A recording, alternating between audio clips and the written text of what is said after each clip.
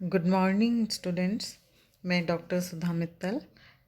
जैसे कि अपन ने पिछले वीडियो में कोऑर्डिनेशन सब टॉपिक के बारे में अध्ययन किया। कोऑर्डिनेशन क्या होता है, उसके क्या सिद्धांत हैं, उसकी क्या इम्पोर्टेंस है, उसी के आगे आज अपन नया टॉपिक स्टार्ट करेंगे। डायरेक्शन, निर्देशन। ये भी प्रबंध का एक महत्वपूर्ण कार्य माना जाता है। इसका मुख्य उद्देश्य दूसरे व्यक्तियों से उपक्रम के उद्देश्यों की प्राप्ति के लिए कार्य कराना है। इस हेतु प्रबंधक को अपने कर्मचारियों का मार्गदर्शन करना होता है, अन्यथा उपक्रम या संस्था का संचालन प्रारंभ करना कठिन हो जाता है। अतः संचालन निर्देशन में अधीनस्थों को आदेश देने, मेहनत से कार्य करने को उत्प्रेरित करने, कुशल नेतृत्व प्रदान करने एवं संप्रेषण के कार्य सम्मिलित किए जा सकते हैं। यह संस्था में कार्यवाही प्रारंभ करने की प्रक्रिया है। इसलिए जॉर्ज आर टेरी ने निर्देशन को गति देना माना है, क्योंकि जब तक किसी भी प्रबंधक के द्वारा अधीनस्थ को निर्देश नहीं दिए जाएंगे तब तक वो अपने कार्य को प्रारंभ नहीं कर सकता है। तो इसीलिए निर्देशन को कार्यवाही प्रारंभ करने के रूप में या इसके प्रोसेज का एक महत्वपूर्ण कार्य स्टेप माना जा सकता है। तो सामान्यतः निर्देशन संचालन का अर्थ आदेश निर्देश देने से है, किंतु एक प्रबंधकीय कार्य के रूप में निर्देशन का आशय निर्धारित उद्देश्यों की प्राप्ति के लिए अधीनस्थों को कार्य के बारे में आदेश देने, उन्हें विभिन्न प्रकार की जैसे अपन हिदायतें देते हैं तो हिदायतें देने, गतिशील नेतृत्व प्रदान करने, उन्हें कार्य हेतु प्रेरित करने, मार्गदर्शन करने, उनका पर्यवेक्षण करने और उनकी क्रियाओं की देखरेख करने और उन पर प्रभावी नियंत्रण करने से होता है।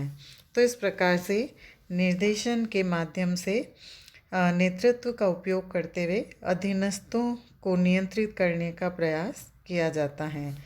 निर्देशन की अवधारणा और इसके अर्थ को स्पष्ट करते हुए हम इसकी कुछ परिभाषाएं दे सकते हैं। जैसे अर्नेस्ट डेल ने कहा है, क्या करना है यह बताना एवं यह देखना या सुनिश्चित करना कि वे अपनी योग्यता से सर्वोत्तम ढंग से उसे पूरा करते हैं, यही निर्देशन कहलाता है।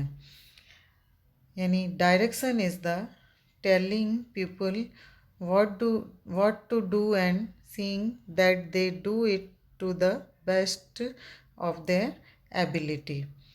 इसी प्रकार से इसकी परिभाषा को स्पष्ट यानी उर्विक ने और ब्रीच ने इसको डिफाइन किया है। प्रबंधक के दायित्वों के वास्तविक सर्वभाग का निर्माण करने वाले स्त्रियों एवं पुरुषों का मार्गदर्शन करना, उन्हें प्रेरणा देना एवं नेतृत्व प्रदान करना ही निर्देशन कहलाता है। Directing is the guidance, the inspiration, the leadership of those men and women that constitute the real core of the responsibilities of management। तो इस प्रकार से निर्देशन वास्तव में विभिन्न काम करने वाले, चाहे वे स्त्री हैं या पुरुष, उनको मार्गदर्शन प्रदान करना और उन्हें काम करने के लिए प्रेरित करना, इसी को निर्देशन के अंतर्गत सम्मिलित किया जाता है, उसी को निर्देशन कहा जा सकता है। इसके आधार पर हम निर्देशन की कुछ मुख्य विशेषताएं या इसकी प्रकृति को देख सकते हैं। निर्देशन प्रबंध का महत्वपूर्ण एवं पृथक कार्य है। An important and separate function of management. निर्देशन प्रबंध के कार्यों में एक महत्वपूर्ण एवं पृथक कार्य है, क्योंकि निर्देशन के बिना नियोजन, संगठन एवं नियुक्तियां अर्थहीन हैं, अर्थात निर्देशन स्टार्टर की भांति हैं। सेकंड, सर्वव्याप्त क्रिया, परवेसिव एक्टिविटी।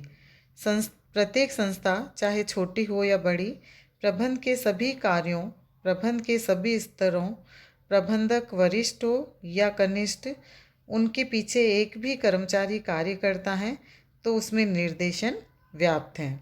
यानी इसके अतिरिक्त निर्देशन का कार्य आर्थिक, सामाजिक, राजनीतिक, सांस्कृतिक, धार्मिक एवं अन्य क्षेत्रों में भी करना पड़ता है। तो किसी भी संस्था के अंतर्गत प्रत्येक स्तर पर और प्रत्येक कार्य के लिए कोई न कोई व्यक्ति पीछे होता है और वो डायरेक्ट करता है और दूसरा व्यक्ति उस डायरेक्शन के अकॉर्डिंग कार्य को इम्प्लीमेंट करता है। विविध कार्यों का समावेश कंसिस्ट्स ऑफ मैनी एक्टिविटीज़। निर्देशन में अधीनस्थों के कार्यों एवं क्रियाओं के बारे में अनुदेश या हिदायत देना, मार्गदर्शन करना, प्रशिक्षण देना, निरीक्षण एवं पर्यवेक्षण करना, अभिप्रेरण तथा समन्वय करना आदि सम्मिलित होता है। नेक्स्ट, निरंतर एवं गतिशील प्रक्रिया, कंटिन्यूस एंड डायनेमिक प्रोसेस।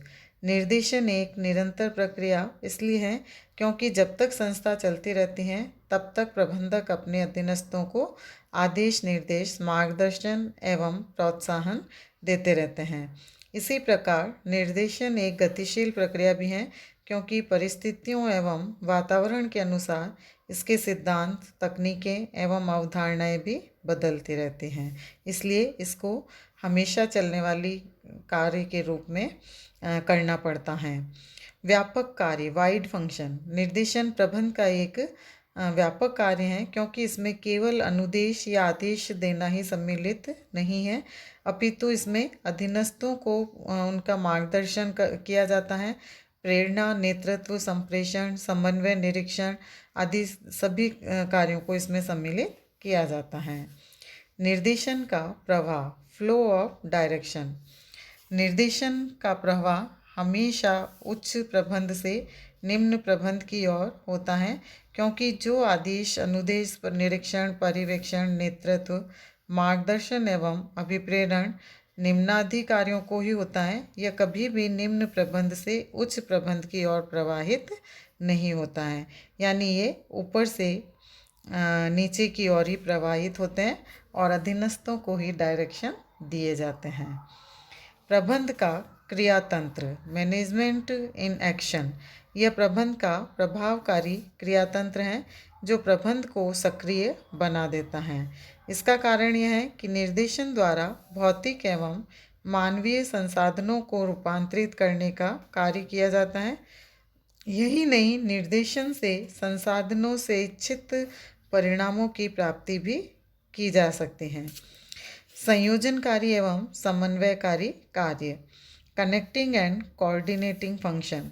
निर्देशन एक संयोजनकारी कार्य है क्योंकि संस्था के लक्ष्यों को केवल नियोजन एवं संगठन द्वारा ही प्राप्त नहीं किया जा सकता है, अपितु निर्देशन द्वारा कार्यों को निष्पादन से, संसाधनों को परिणामों से एवं क्रियाओं को लक्ष्य प्राप्ति से जोड़ा जा सकता है। इसके अतिरिक्त निर्देशन समन्वयकारी कार्य इसलिए भी है कि इसके अंतर्गत आदेश, निर्देश जारी करके मार्गदर्शन एवं प्रेरणा देकर सभी प्रबंध के कार्यों में समन्वय स्थापित किया जाता है। नेक्स्ट है व्यक्तियों का विकास, डेवलपमेंट ऑफ पीपल। निर्देशन कार्य से मार्गदर्शन एवं अभिप्रेरण के द्वारा व्यक्तियों का विकास किया जाता है ताकि वे स्वतः ही अपने कार्यों को करने की योग्यता विकसित कर सके। तो इस प्रकार से निर्देशन व्यक्तियों का विकास करता है क्योंकि वह स्वतः ही अपने अंदर इस प्रकार की एबिलिटी रखता है कि वो दूसरे व्यक्तियों को मार्गदर्शन दे सके और उन्हें काम के लिए मोटिवेट कर सके। दोहरे उद्देश्यों में संतुलन, balancing in two fold objectives. निर्देशन के उद्देश्य दोहरे होते हैं क्योंकि एक तो संस्था के लक्ष्यों को प्राप्त करना और दूसरा कर्मचारियों के व्यक्तिगत उद्देश्यों की प्राप्ति। तो इस प्रकार से निर्देशन एवं नेतृत्व दोनों उद्देश्यों में संतुलन स्थापित करता है और इस प्रकार से दोनों उद्देश्यों को पूरा करने में बैलेंस बनाने का प्रयास करता है। कार्य वातावरण का निर्माण, क्रिएट्स वर्क एनवायरनमेंट।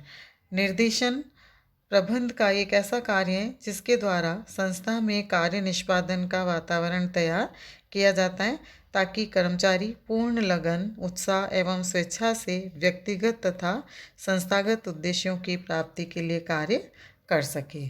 इसी प्रकार मानव संसाधनों से संबंधित कार्य, a work related to human resources.